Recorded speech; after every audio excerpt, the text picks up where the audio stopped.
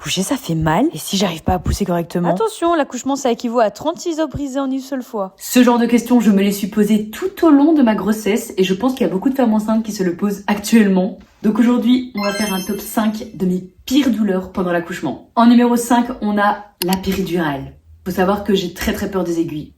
Une prise de sang, je déteste. Alors quand l'anesthésiste est arrivée avec une épingle comme ça, je vous assure que j'ai failli pleurer. Finalement, je vous assure que vous avez tellement mal avec les contractions que la péridurale, vous la sentez même pas. L'aiguille, je vous jure, on ne la sent pas. Alors oui, bien sûr, ça chipote, ça fait quelque chose dans le dos, mais c'est en 5e position, quand même, je vous le dis. Je dirais que pour la péridurale, c'est une douleur de 4.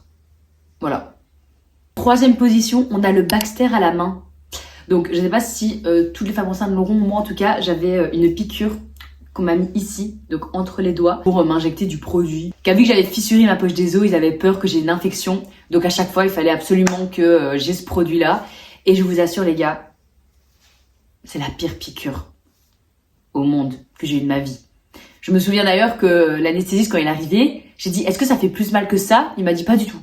Franchement, une piqûre ici, c'est horrible.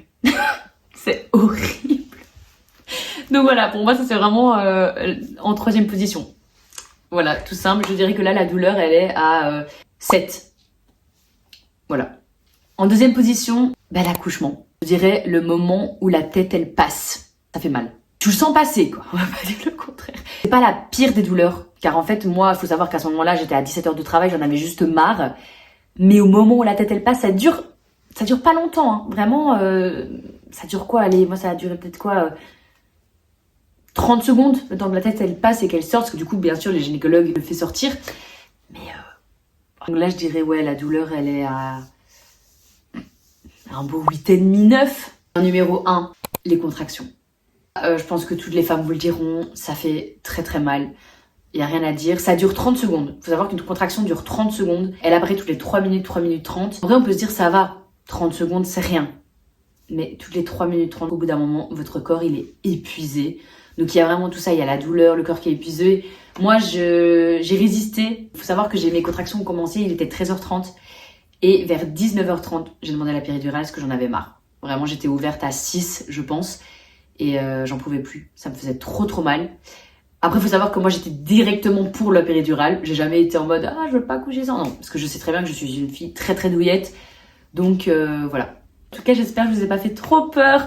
Mais il faut savoir que mon accouchement, il s'est super bien passé. Quand Mathéo, il est sorti, j'ai dit à la gynécologue, quoi, c'est tout? Parce que je m'attendais à un truc de fou furieux. Je m'attendais à une douleur insurmontable. Que franchement, là, ça fait 8 mois. J'ai oublié. Je me rappelle, oui, que ça m'a fait mal à ce moment-là. Mais pas au point de plus jamais vouloir d'enfant. Ne vous inquiétez pas, je pense que je vous ferai un récit de mon accouchement très prochainement. Mais n'écoutez pas toutes les personnes qui parlent de leur accouchement traumatisant. Le mien, il s'est super bien passé. Alors oui, bien sûr, là, je vous parle des pires choses que vous pourrez imaginer.